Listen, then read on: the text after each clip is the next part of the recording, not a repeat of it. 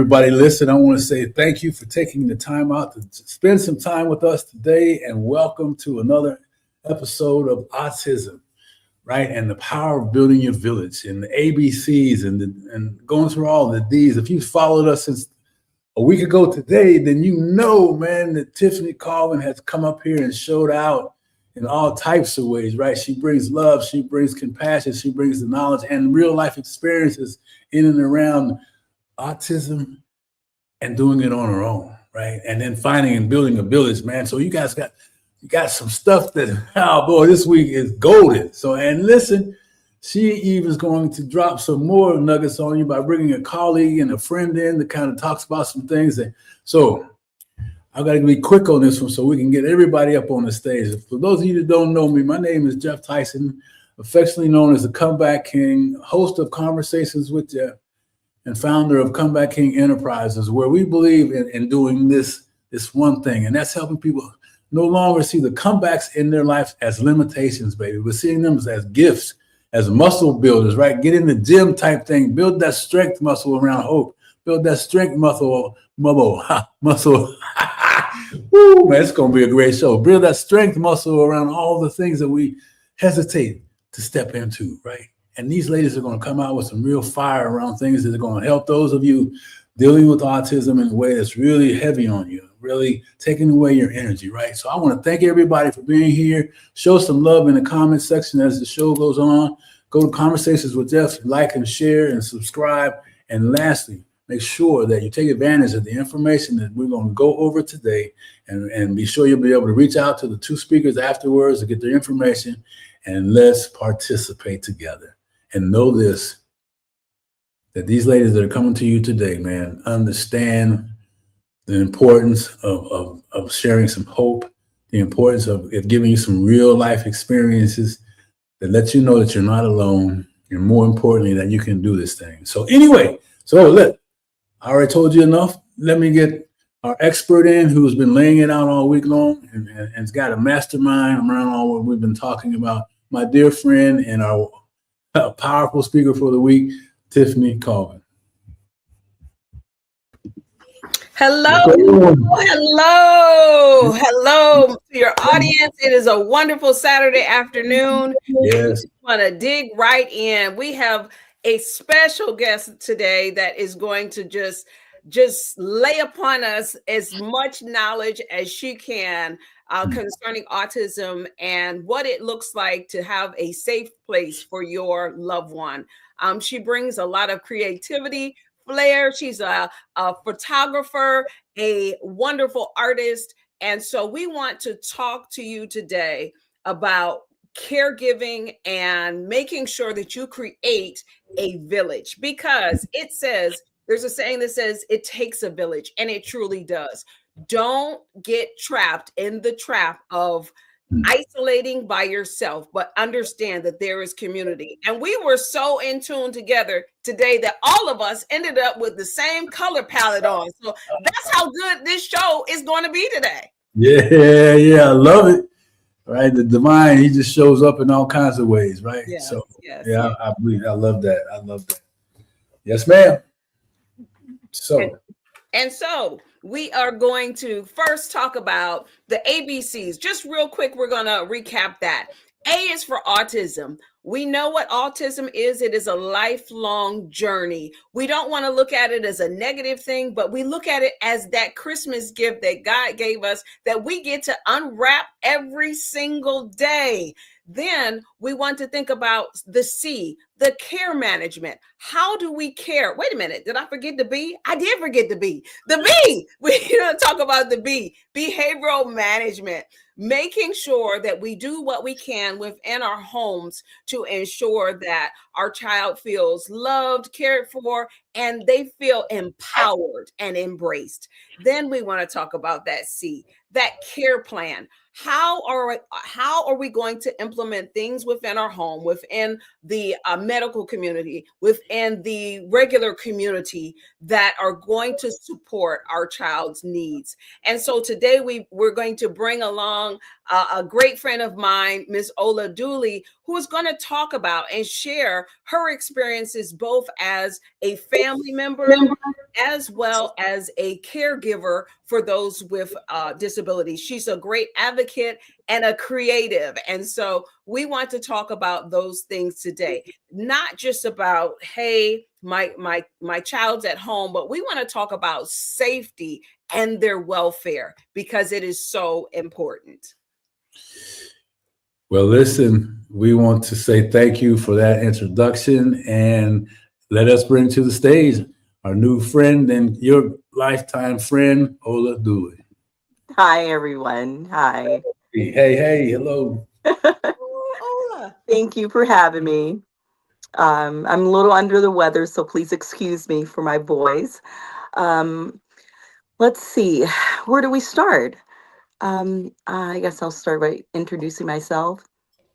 I have many jobs, but my most important job is I am a photographer. I I've for many years I've worked with people with disability, mostly autism and other disabilities. It just, I guess, it was something that I felt like I should give back by working with people with autism and disabilities. It comes secondhand to me, working with them. Yeah. Nice, nice. Now you can speak from a totally different vantage point than probably either one of us here. Okay. Um, so let's just take my family situation for Okay. instance. So I'm the single mom. I've got children with disabilities, and I'm feeling overwhelmed. I'm feeling like, hey, I cannot make it through. And so I might decide that, you know what, I need some help, but I don't know where to turn to. So Okay. how do you as a family member um can you give me some advice on how do I come to you when I'm weary and I'm tired and say, you know what, I just need a break. Right. What do you say to that? Well, I think that I think that they think that people with disabilities or people with autism are a little more difficult than the normal child or things like that. Um, I have a niece that has twins, and I I I babysit and deal with them a lot. So I actually usually I'll go get the kids and give her a little time off. But what I do is I actually make sure that the environment is safe when I do pick the kids up. I think I usually make sure it's really calm. I make sure that I make sure that they have their medicine or anything that calms them, um, because I don't want a situation where they can't handle an environment. Um, let's see. Um, And that is so important what you're saying, because a lot of times even just the family member sharing the fact that their child has some special needs is so right. important. Yes. When you talk about medication, how many of our family members even know what that child is on? And Yeah. that is so important for their safety and their welfare. And then you speak about just giving that parent, especially a mother with, she's got two children Yeah. with autism, she needs a break, you know? Yes. For sure. And so For I sure. applaud you, because a lot of times family members will just kind of watch from afar off, Yeah. and they may be part of the solution, but they won't dig in. They'll just say, you know Right. what, she'll be okay. Or they'll say, well, I'll say a prayer for you. Well, Right. well, Yeah. I understand. we need more Yeah. than that. And I also find out what they need to basically make my day go smoothly as well. There's just different things. Kids with autism, there's just so many things that they need to. They're different. Mhm, They're different. mhm, Um, Yes. Yeah, they're Yeah, different. they're differently abled. Yeah, Absolutely. for sure. For And sure. I want to interrupt something, ladies. You said something. I want to go back to the family members and offering help. How is it? I see it two ways. I see some that say, "Thank God you're here," and Yeah. then I see some that are like, "What are you talking about? There's nothing wrong." Right? Right. Yeah. Yeah. Yeah. Have you had both sides of the table, or you know about that? What can you say? I have. It depends on the extreme of autism that they do have. I work with clients as well. Mhm. And I have one client that he only likes van rides. And so what we do is we take him on van rides. Yeah. And that seems to calm him. We have no issues or anything like with him. Um, but the normal employee or someone that just came in, and they wouldn't be able to handle him on a regular basis. But Mhm. because I'm knowledgeable about this particular client, I know I know his background, and I Yeah. know what he likes, and I know the things that he needs to be calmed and things like that. Okay. Yeah. Well, Tiffany said a lot about that all week long, and you said it too about having Yeah, a safe environment and then most creating definitely. some things that through routine and persistency. So Almost. I'll interrupt from time to time while you ladies are talking, just because I can. We'll let Right? you Right, because this is for folks out there on the set. This has not been rehearsed. This is something we put together. We want to show up and just be real with you as possible and deliver the message. So I want to thank you both for being willing to do that and for standing in a space that's real difficult. Yes. So, but both of you are champions. Go ahead. Yes.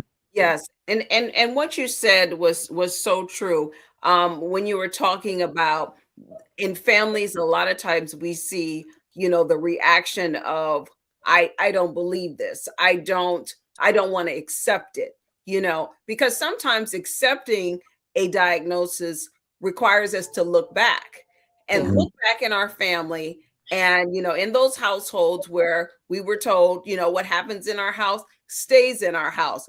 Let's just take this issue and sweep it under the rug and Mhm. walk around the issue. And Right. so we see that a lot. We see that a lot of times can cause strife within families, Yeah. that leave individuals taking care of children or into adulthood by themselves. So Yeah. I know, Ola, you have been in that space where you have provided care for Hmm. individuals with disabilities Hmm. that have care outside of the home.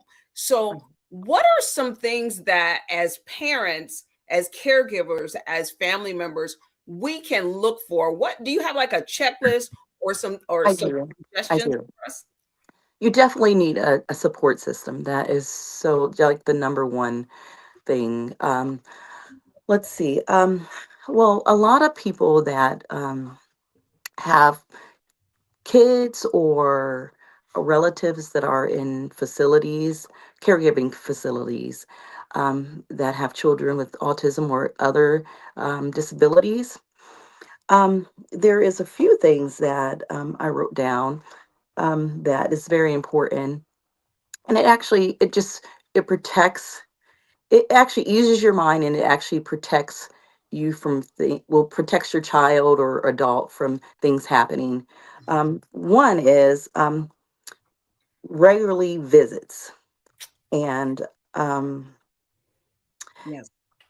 I think it's really important that if you have a child or if you're guarding to a person that's in facilities of disability, to regularly visit that person. And I know that we have busy schedules and things like that, but it's really important because there's lots of there's just lots of different types of people in those facilities, and that's one. Also, we have to understand that even though they are considered, well, people consider them different, they still have feelings and they also communicate in their own way. So, of course, visiting them will probably make their day or so that is important. Um, Another thing is with people with autism and other disabilities, the littlest things make a difference. I had a couple clients that I used to work with for many years, and they would love for me to actually just take them for a ride, or take them to get Polar Pops, or just even talk to them. Um, and even though they communicate in their own way, they're still people, and they still have feelings, and they still have um, they're people, Yes. and it makes a difference. Yes, that's so good. And you touched on something that I thought about. I call it the wrap. It Mhm. is reviewing, just reviewing regularly, updating yourself on Mhm. whether that's with their teachers, with their Right. care planners, with their caregivers. Don't just send them off and never go and check on them. It will Right. be no different than, when your parent begins to age and you put them into an adult care facility, or you put them in a nursing home. The squeaky wheel gets the oil. So we Right. want to make Right. sure that we review, we assess, and then we plan. Okay. And so assessment is identifying, just like Ola said, their strengths and their weaknesses, and so that everyone is on the same page and they're not having an expectation that this child or a young adult doesn't have at home. you know Right. it Right. is so important that you do that. So I love that you talked about that, and just making sure that we are looking at the totality of the person, and Mhm. addressing all of their needs. Right. And also, when we do visit these facilities, check on their mental abilities, check on their physical health, see if they have any scratches, or they have changes in medication, or their behavior is different. It's really important for you to pay attention to um, just that in general. Mhm. Like I said, there's so many different types of people working in those facilities. You just never know about incidents or things like that may happen with your loved ones. So if I could, in that space, ask a question, Mhm. how, going into these facilities, as I'm listening to you, Mhm. and you recognize that there may be some things that make you wonder if it's whether Mhm. it's self-inflicted or if it's the Mhm. facility. Right. Have you encountered facilities that have been negligent, and if so, what did you do, or is that something that hasn't come up yet? Um, yeah, of course I have. Um, yeah. Well, I mean, I won't say much about that, but like I said, it's very important to be aware of your person. It's very aware. I mean, it's important to be aware of their patterns. Mm. Um, it's important for you to be aware of, medication changes and behavioral changes, because stuff does happen. It's just, that's with anything in general, any profession. There's stuff that happens. You and so when I say regular visits, when you take regular visits, you're kind of ensure that if something actually happens, you're aware of. You could Yeah. have someone, the management, check on. Hey, I noticed that there's a bruise, or I noticed that he's not the same. A lot of people with autism and other disabilities, they are really routine. Mm. And so sometimes if that routine change, maybe something within their day has happened. And a Mhm. lot of people with autism and other disabilities, they can't, communicate that verbally, but their actions Yeah. can let you know a lot. If they're behaving in a peculiar way, um, it could be many reasons. But like I said, regular visits, checking on, making sure if their physical abilities and their mental abilities are okay. Medication changes, that could cause them to behave in a different type of way. Um, Yes. Yes. also, employees, different employees or anything that comes into, you just have to watch their surroundings. It's important to visit so you could see their surroundings and kind of, you know, be aware of who's working with your child. Like I said, there's a lot of different types of people working in those facilities. So it's important for you to kind of, pay attention and Mhm. ask questions. Questions are important. That's right. That's right. And that brings up a good point. So if Hmm. I'm a parent and I see something, Hmm. what plan of action should I take? I know a lot of facilities may have like incident reports. Why is Yes. it important for me to make sure that I get one of those? Okay. Well, it is protocol to notify the parent or the guardian when something does extreme happen to their children. Um, a lot of the times, the management within that facility, if you're like, there's some parents and guardians, they don't really check on the client, Mhm. and so they don't feel a need to actually update them about the client's situation. But if you're a parent and they know you come there every week and they know that you ask questions, they're more open to actually giving you that information, because of course it's a company, so they're watching, what they do, they're very careful.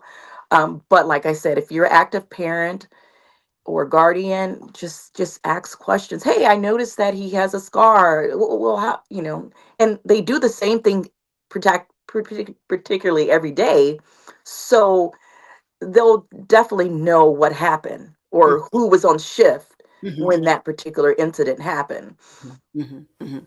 Oh So, yeah. so visibility is so Mhm. important. It sounds Yeah, like what you're saying is sure. just not just sitting back and sending that child or that young adult or that adult into that facility, but actually checking up on them, Yeah. checking in, and asking the caregivers to be responsive.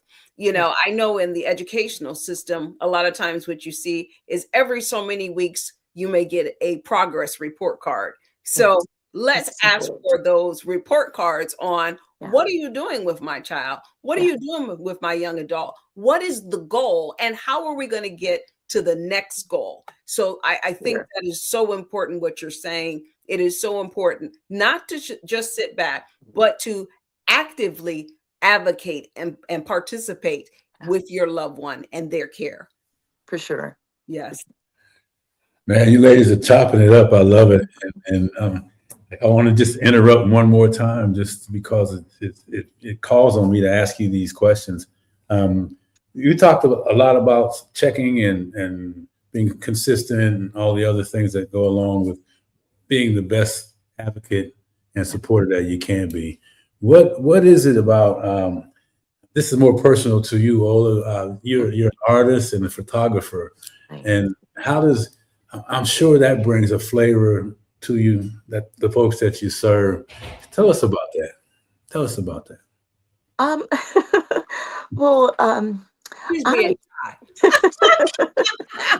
well, I really, to be honest, a lot of times when you work in facilities, they don't really allow you to take a lot of pictures and things like that. But during holidays and things and special events, I get to take pictures. Um, I actually, to be honest, working with people with disabilities is actually a way that I give back. Mm, I worked in the fashion and sales industry for a long time, and I felt like it wasn't enough. By me actually being in this particular field, I kind of feel like we all need each other. And sometimes we don't realize that um, the simplest things that we do is really important to certain people. And for someone to actually just smile at, people with disabilities, or make them feel like they belong, because they do belong, is really important. um I just it just really endeared to my heart. I love working with people with disabilities. um I I just kind of, it's kind of my way to figure out how I can make their life better. Yes. The things I can do, like I said, I've had clients. I used to bring the karaoke machine to work, and I would let them pick their favorite song, and they loved it, and they knew that every Thursday Ola was going to bring the karaoke, and they was going to get to sing their favorite song, and just the littlest things, even Yeah. Polar Pops. We would go to the store to get a Polar, and They they would may just. not know what a polar pop is. I What is a polar know. pop? I mean, the simplest things, but they knew that was something. I would talk to them, and they would tell me about their day, or just like I said, my nonverbal clients, van rides. Um, just treating them with respect and dignity. Yes. That's really important, because there's a lot of people out there, they are mean. they don't they they don't feel that they're the same as other people, and so they treat them differently. Yeah. And so I think that being an advocate, just basically letting people know that they are, even though they're a little different, they are human beings, and they deserve respect and dignity, and things like that. And they just the simplest things make their day, just like we. Yeah. Yes. Yes. That's so good. So Yeah, good. that's powerful. And both of you ladies light up. I can see when we talk about different things, the joy that you get from serving. And Andreas says, "Hey, great job showing up and speaking in this topic. Thanks for always being here, Andreas. Because it's easy to kind of just. I like this because Tiffany says it a lot. It's easy to put our heads in the sand, For sure.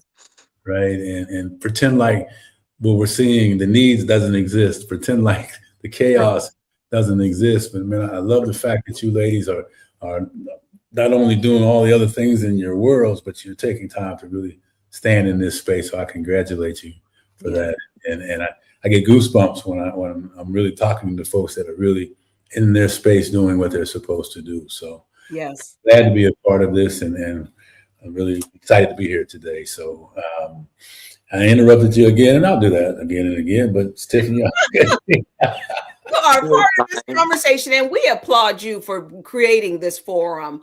Because I think what we also need to appreciate is the fact that a lot of times we see a lot of women, but we don't hear a lot of men voicing their concerns, as fathers, as uncles, as grandfathers. I've had a lot of people that call me from all over the United States, and I'm always excited when I hear from fathers, yeah, to say, hey, you know what? I'm not with my child's mother, but what can I do? And what are some systems I can put in place? Because I've had parents that have contacted me that they don't have a good relationship with their ex-spouse or co-parent. And they ask me, well, what are some things I can do? And I tell them, you've got to be consistent. Sure. Don't just send a check and say, it's okay. A check is not enough when you have a child with a disability, because believe me, the allotments that you're sending aren't enough. But Sure. it's so important to give value to that child and spend time. Give that mother a break. Understand that she has a load that she's carrying like none other. So yeah, showing up to meetings and supporting her as she supports your child is so very important. Sure. yeah. I love that. You've talked about that all week long, and Ola's agreeing with you, and I agree with you, and that stuff too. So, ladies, can we talk a little bit about finding the strength in the community? Mm. Really kind of what that looks like. If there's no community, I mean, I guess you have no community, you have a mediocre community, and you have one that's strong. But let's talk about that one that doesn't exist. How do you create that? Okay. Okay. I'll start. So because I guess I have the hands-on experience. So part of my story was, hey, I was now a mother of twins. I had my first child. They were 20 years apart. So already right there, I'm like, okay, new mom all over again. But now I was dealing with the challenge of children with special needs. It was something new to me. And I was also in the throes of, I had 10 days after my children were born, my father passed away. Then after that, here I was the caretaker of my mother, and then she passed away. So everybody was like, well, just get a family member to help you. Well, I didn't have that family. And it wasn't until one day I remember sitting, and an older lady said to me, you have to create your village. And it hit me a totally different way, because my village was, okay, I got my intermediate family, I'm good, and a lot of the social organizations or DD services will require that you depend a lot on your intermediate family or your family resources. Well, I didn't have that. And I was trying to educate them and say, hey, everybody out here doesn't have that. So I had to learn how to create that. And how I began to create that is I began to look outside of the box of my intermediate blood relatives. I began to create blood ties with others who were dealing with the same challenges that I was. One of my son's best friends, the mother had triplets. Oh, goodness. And so they had some disabilities. And so we connected because we both were mothers of multiples. And so if I needed something, she would help me. And if she needed something, I would help her. And so we formed a friendship.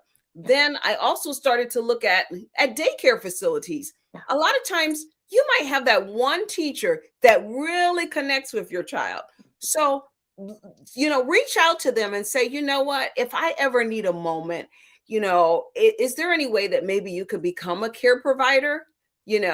And then also look at your organizations such as your autism societies. Look at those national organizations, see if there's any social groups or support groups available. And so I'm going to turn it over to Miss Ola, because I know she has a lot of information as well. Oh, goodness.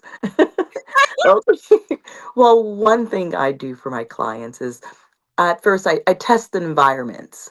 I do take them a lot of places with me. Well, I guess my clients that are more functional, what I do is I do test environments. I take them to parks a lot. I take them with me. Like, we'll go to Target or other places, Walmart and things like that, just to see how they will act. Because a lot of times behaviors doesn't just come out the blue. I've seen them before. And so if I notice that they're not comfortable in their environment, we'll try another environment. So that is one way that you can actually see if if your child will do well. And then if they do well in that particular environment, bring them around a little more and let everybody else get a little more comfortable with their disability or whatever things that they have that's a little different. Because a lot of times people are really, people are good.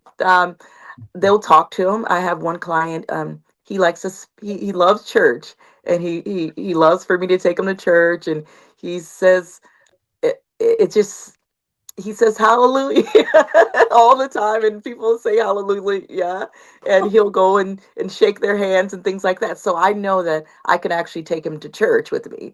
It's good. My client that I usually have that takes van rides, I just usually I might let him. Well, we'll drive around, and then sometimes we'll stop at a park, but he'll get out for a few minutes, and then we're like, okay, he's not feeling this. But sometimes he'll surprise us, and he'll get out and walk around, but he's just mostly straight to the van.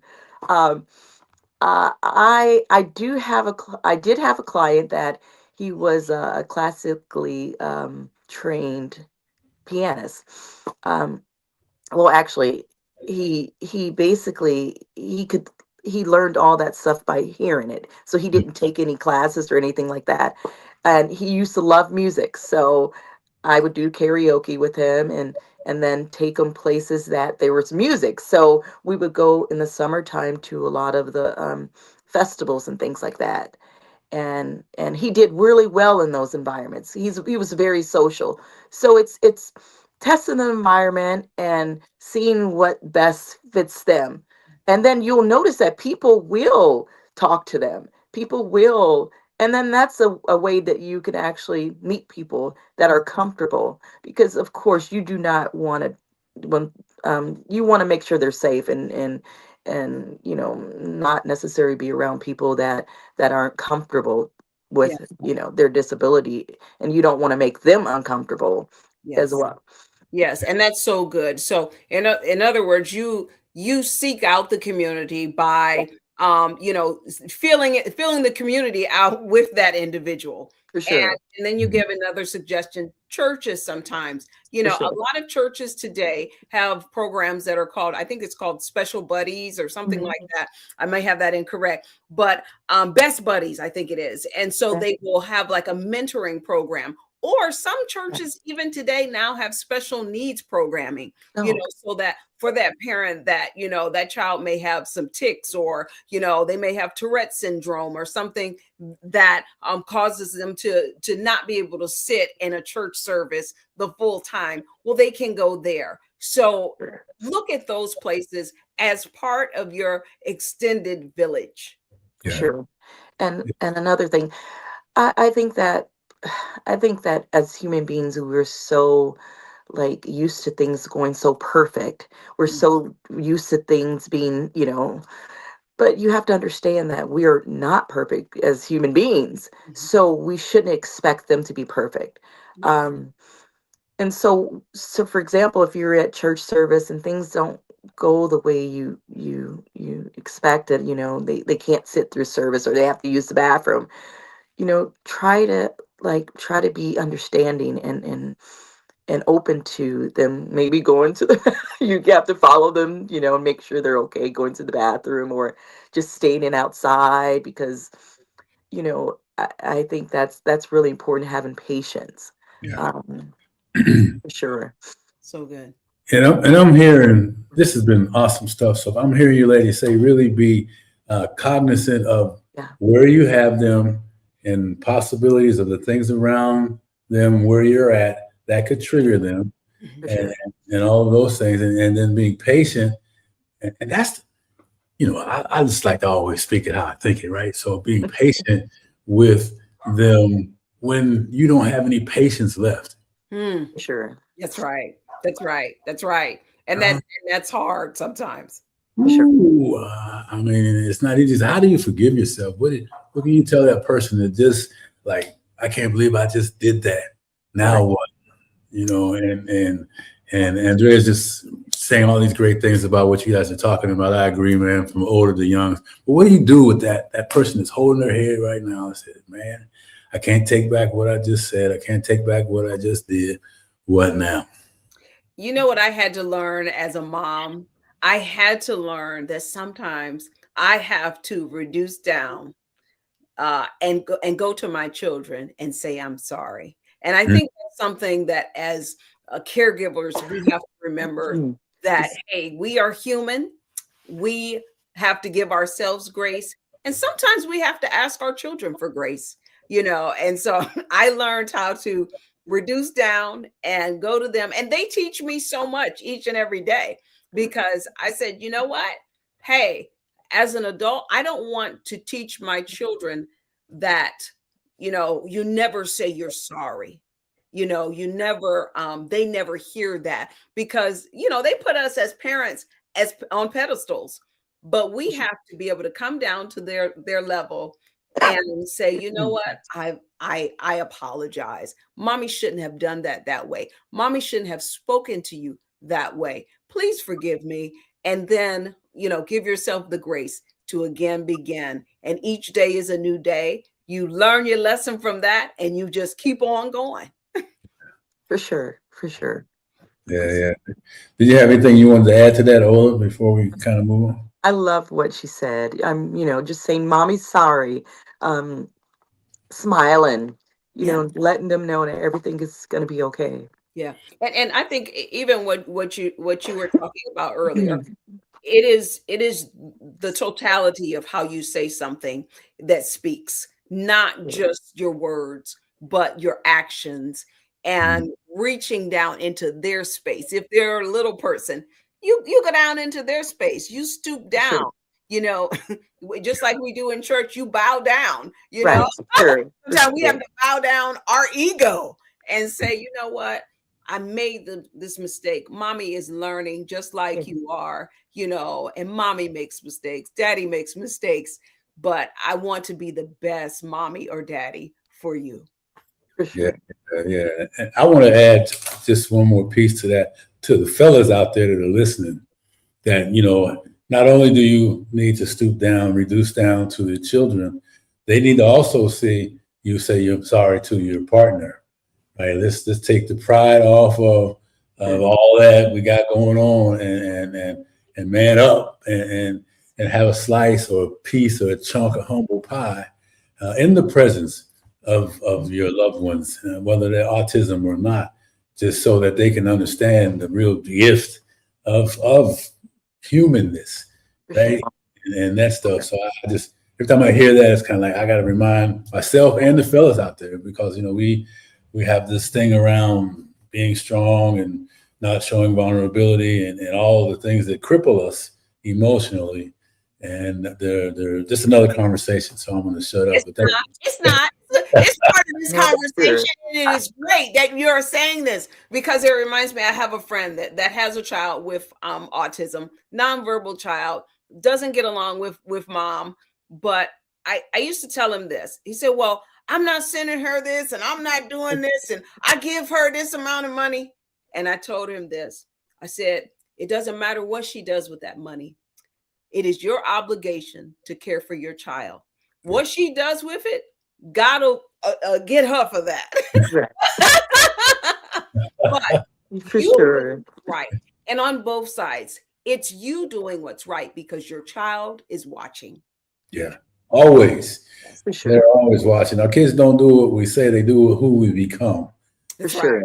So, you know, we all know that, right? So, but let's talk more about the village. I mean, you're heading into some great things. So can we go back to that now? Yes. The disrupt. Yeah. So again, that village is so important. Don't just, be stuck on, okay, it's got to be blood. Blood is thicker than water. Right. Well, guess what? You need the water to drink. And sometimes you need the water to stay alive on this journey, on this path. You know, you got to get out of denial, the river, and understand that you are trying to survive. And so you need that water from whatever spring it's able to come from. You know, I learned even, as far as culturally, we can't always just stay in our own little cultural group and say, you know what, I can't get help from anybody else. I have formed alliances and friendships with people who I can call on, and it's not just for me. It is for when that mom calls me. I had someone call me from I think she was from North Hampshire, New Hampshire. I'm sorry, North New Hampshire. But she called and she said, I'm getting ready to be evicted. I have no place to go, and I have a child with a disability. Well, how I got hooked up with her was someone from Florida who I had talked with called me, and I was able to connect her with the right people. And maybe a few months later, I get a text from some woman, and I'm like, who is this woman? And it was that woman. And she said, you don't know how you saved our lives. And so don't ever minimize what you are doing. I love what Ola said. Treating people with dignity goes a long way. Yeah. And it's easy to do. I mean, it really is. And you ladies live in that space all the time, and treat yourself with dignity. Yes. Right. And then it just transfers to everybody else you meet. So, and building the village, you talk about, outside the family, which is a powerful thing. You talk about institutions that are available. What can you tell? I mean, we've shared some things, but what hesitations may somebody have out there that maybe they're uncomfortable speaking to the person they see as a little higher level elevation than them, or they've been rejected in the past, and you're just like, man, they can't take another step in that space. When you're at the last resort, what else can you offer to them? Well, for me, I would kind of say I'm quiet if you meet me in person. I think that as human beings, we, as far as our abilities, we kind of recognize different things in other people that um, we don't always talk about, and sometimes people are like I'm sorry, there's more people. There's people out here that are more outgoing than others. And so when we see someone that can't speak up for themselves or just need a little bit of, tugging or just need a friend, it's really important for us to reach out. And and I, if I've had that happen to me, like I'm quiet. So sometimes uh, I don't always say what I need. Mhm. Mhm. But I've met people in my life that have came into my life that have been a little more outgoing or a little more vocal about, their resources through things like that, and that you just never know who could help you. That's right. And so it's definitely important for you to be open to that. Um, Different races, genders, and things like that. It's okay for other people to help you. I've had some really important people in my life that wasn't black, that helped me. And I also had people that were my nationality help me as well. So I think that we just definitely have to be open to, you know, the help from different people. Yes, that's so good, and I love that you said that because I always say this: pain has no color, you know. Mm, For sure. And I always think about that when I go into hospitals or meet people who Mhm. have cancer Mhm. or who have a child with a disability or are dealing with a physical ailment. It doesn't matter how much money you have, pain Mhm. is pain, you know. And so what is so important is that we treat the humanity of the For person, sure. and we're kind and we're giving and caring, and that goes so far. And I love what Ola said earlier. It is just giving a person with a disability a smile sometimes. Yeah. And sometimes I look at them like they say about seniors, that they become the invisible people. They're standing right in front of you, but Mhm. they won't speak. And what I love is that I have lived going through a disability, and I remember being in a wheelchair or being on a walker or things like that. And I remember the only people that had the courage to come up and say something to me were children. They would Mhm. come and they would say, "Why you got that stick?" And I love it. What's wrong? The Yeah. adults they would be like, "Oh, and I'm like, it just reminds Yeah. me of the verse in the Bible that says that we're to come as little children. And so ask the questions. And so I think that as a mom with children with disabilities, I would rather someone come up and ask me than to yeah. talk behind my back or well, what's Yeah. what's that? Yeah. They're people. They learn Yeah. differently. Sure. So that is what I just appreciate. And again appreciate both of you because you know you both are successful in the world. And so you could be off doing all kinds of other things, but you are here talking and trying to reach out to those who are sitting at home that are saying, I can't do this anymore. They may feel isolated, they may feel alone, they may have some of those D's going on, that depression, that that desperation going on, but you are giving back, and that is so important. When we invest in people, we get the greatest return. For sure. Ooh, I love that. That's all about what we're all destined to do anyway, which is to step into service at whatever level we can. And Andreas is talking about, he's from Venezuela and in the United States, and service and love doesn't have any borders, Right. right? And like you ladies have been talking about, doesn't matter what color it is, or I love what you talk about where pain sees no color, and joy doesn't discriminate, right? And having that responsibility to do that. And I wrote something down, and I'd like maybe we could get back to the village piece, but I want you to share maybe some of the gifts that you've gotten from working with children with autism and the gifts that these children really possess that we don't stop and recognize. I mean, we've talked about that this week, Tiffany, on and off, and maybe both of you can speak to, the gifts that they've given you, and then some of the gifts that parents need to recognize for that. Slow down enough to recognize. Yeah. Yes. You want to start, Ola? Oh yeah, for me it's patience. I God's been working with me with that. And so I think that when we do deal with people with disabilities and autism as well, it's it's it's it's important for us to be patient. Um, yes, that's very important. It actually helped me to be a little more patient. Mm. Let's see.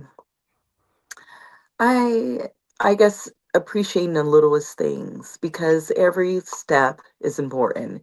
So, being um well, like I said, most people with autism disabilities, they have different things about them that they're working on.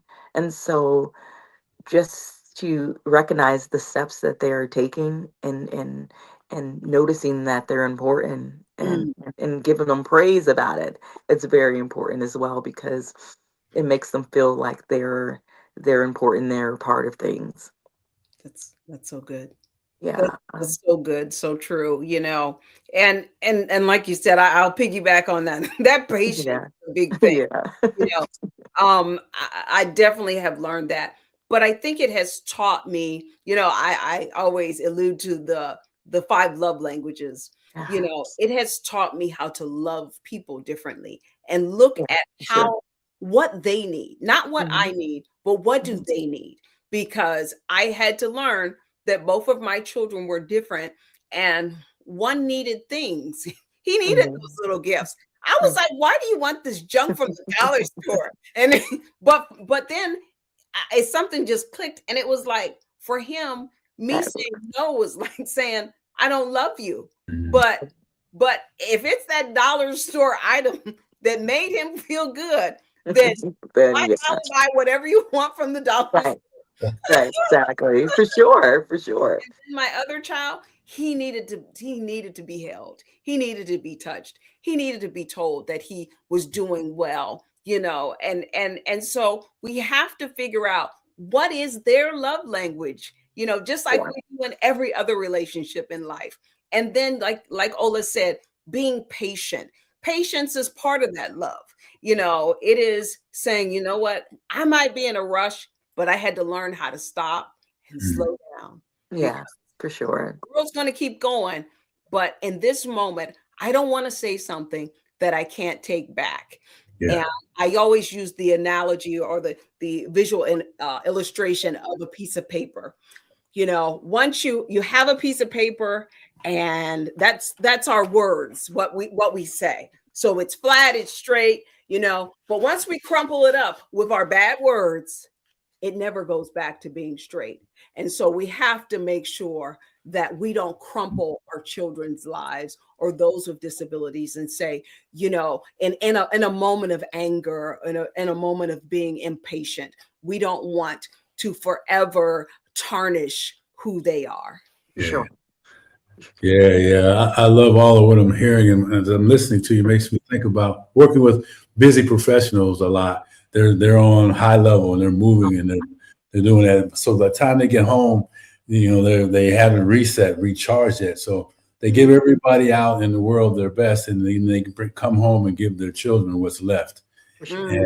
And in that space, like you said, you can't do that. So I like to think of words as there's a great book called Velvet Words, or Hung by the Tongue talks about using velvet words, and velvet words, man, they just stick to it. Words either way stick to us.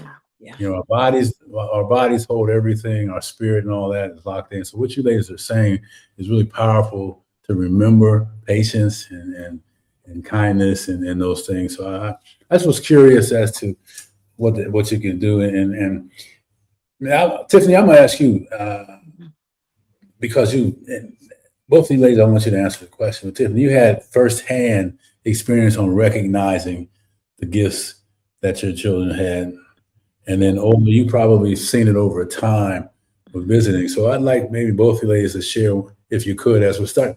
Man, we were already burning up some time, ladies. We'll be done here in a minute, and Yeah. there's just so much to talk about. So I commend you for showing up, and we're gonna have to do this again. But see if you could to speak to what I just said.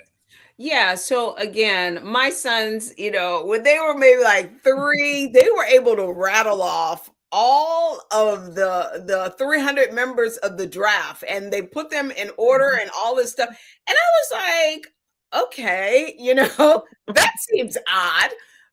Because again, they're at the point they can't do what a normal child could do at that time, but they had this gift. And so we have to treasure the gifts that God has put into these individuals. Again, I tell the story of children who, like Ola alluded to, they are classically trained, but they've never been trained. Their mind picks up things and places it in the storage of their brain, and they're just able to produce.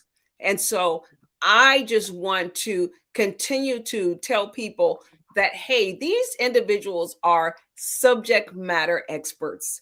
Find out what they are an expert in, and begin to explore that. Begin to look towards, even as they get older, the vocation.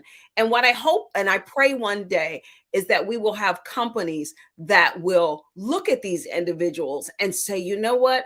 That little guy is great and knows everything about vacuum cleaners. Why don't we utilize him? Yeah, for sure. And so For sure. that's what I pray for someday. Sure, for sure.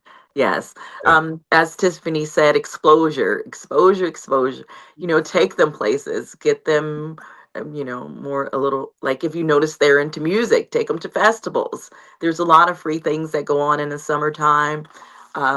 There's things that they can just watch. If you're not sure if, their behavior is going to be well, just, bring them in that environment and then see how they react. Exposure is very important because they are still learning. Mhm. You have to understand that, their learning might be behind, but it's not that they're not learning. And so for example, there might be even adults that you take care of and they have autism or other disabilities.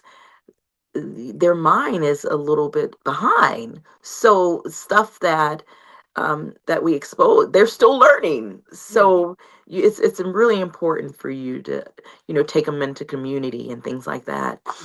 And Ola, can you Yeah. speak to, what do you do with that child or that individual that, I always joke and I say that people will always say, your child is artistic. They're artistic. It is not artistic. They have autism. Yeah. And I'm going to write a book that says they are not artistic. Yes. So how do you channel that with what you do? I to be honest, I work with so many different people with disabilities, and so for me, I just, like I said, I'm real skilled at knowing. I mean, paying attention to what they like and what they don't like, and then I go from there.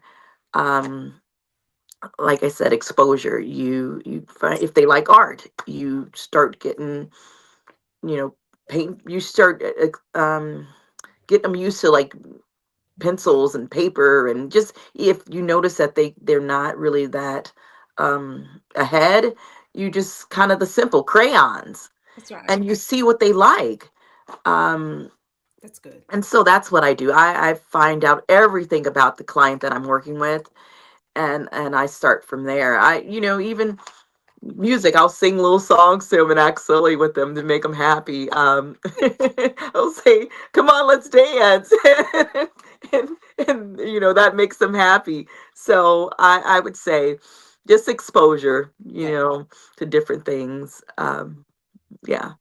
And that's good. That's so true. Exposure, exposure, exposure, Sure. not limiting them, and there's a lot of programs out there in the arts, right? Oh, excuse me. Mhm. Excuse me. In the arts right now that have sensory nights, Mhm. whether it's in an art gallery, in a museum, Right. a concert. So look into those Mhm. where, their disability is not an issue. It is getting them out in the community and exposing them to the greatness of this Mhm. world.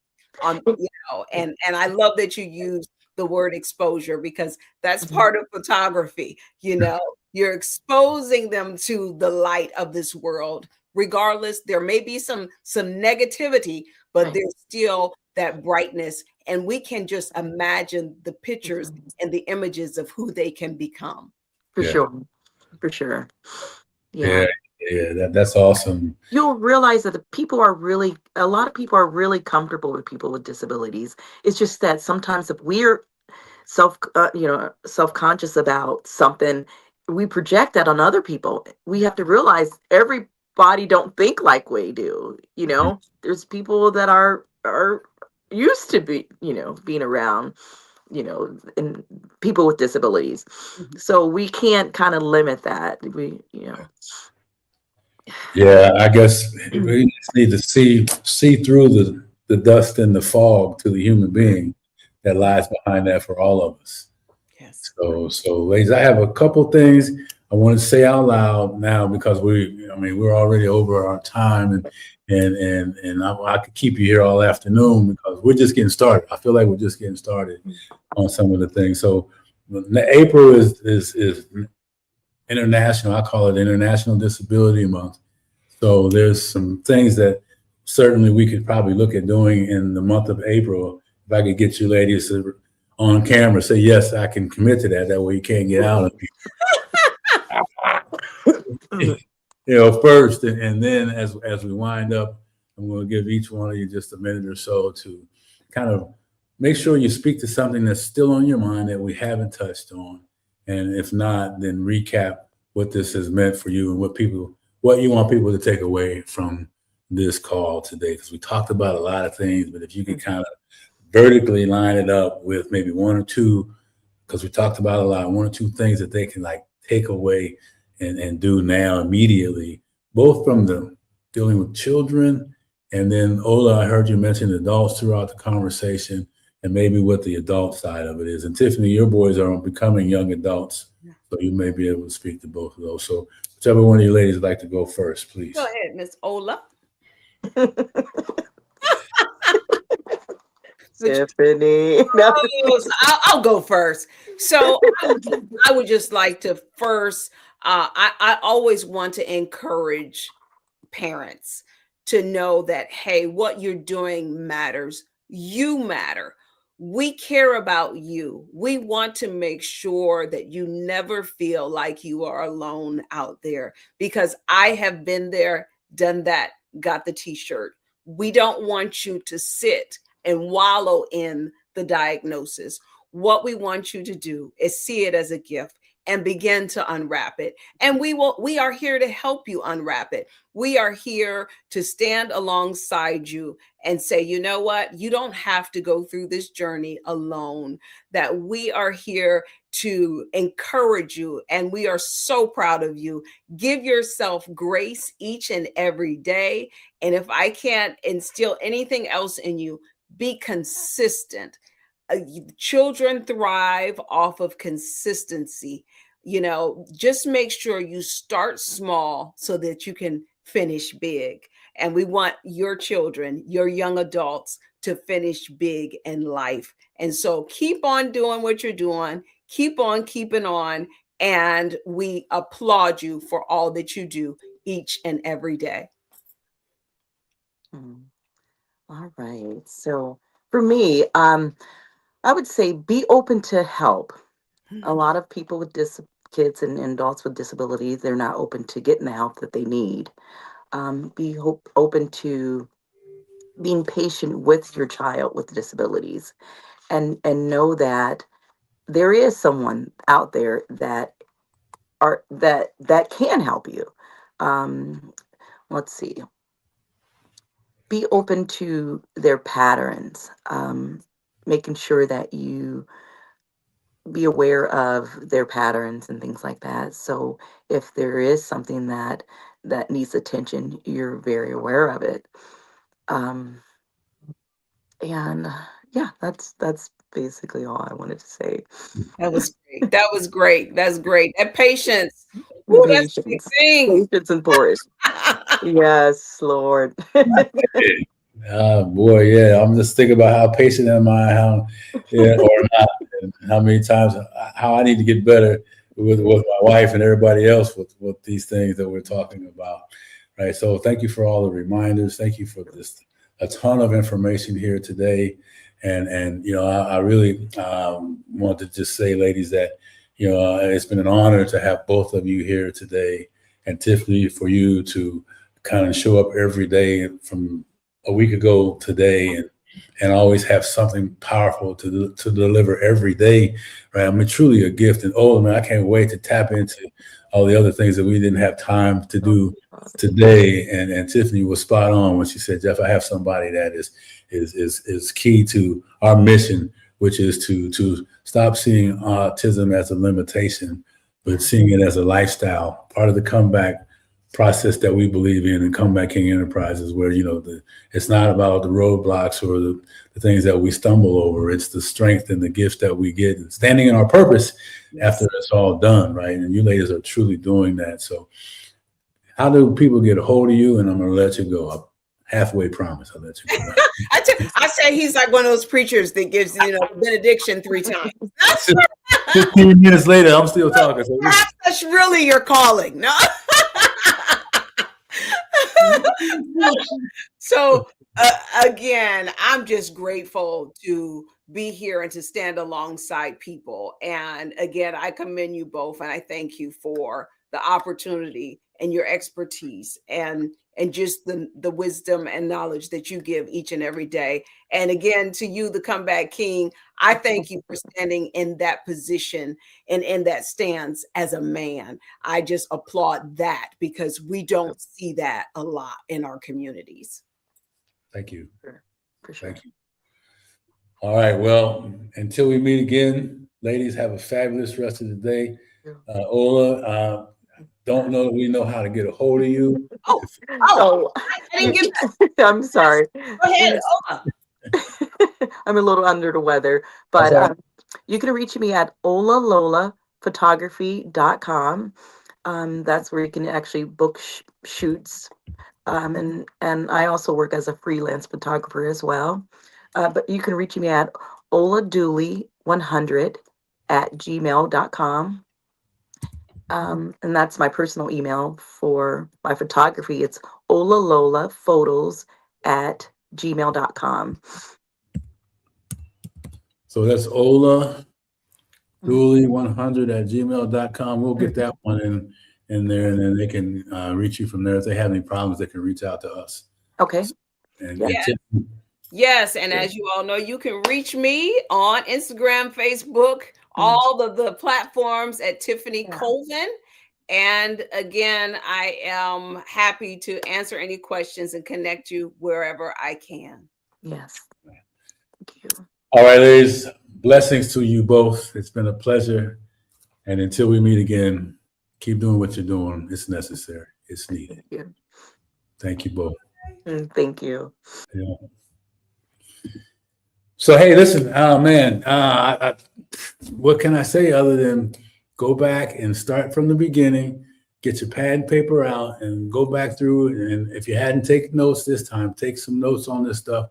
And if you've noticed through this whole thing, no one talked about having to invest in therapy or some other things. These are the things that I like to call them homegrown steps that you can use, right? And man, so it takes away the excuse. We look for comeback king warriors and queen warriors to take away the excuses, guys. We want to be your support system that removes the excuses, takes away the frustration and the anger, and helps you guide you through a difficult time. So I want to thank our speakers again, and I made so many notes, but I'm going to recap encourage parents. We want to encourage you and encourage each other and be open and be patient and know that you don't have to take this journey alone. So be on the lookout for some really powerful things that we've got set up for the month of April. And I want to thank Comeback King Enterprises for putting all this together for us. And I want everybody to understand this. Stop seeing the comebacks as limitations and see them as a lifestyle that's necessary for us to rise. Your comeback starts now. Let's rise together. You guys have a great, fantastic day. You know how to reach me. So if anybody needs something right away, don't wait until later. Just DM me right away, and we'll make sure that we get whatever it is that you're looking for and looking for it right now. All right, take care. Go back and listen to this. Share this information. And just understand that we believe in each and every one of you. Have a great day. Thank you.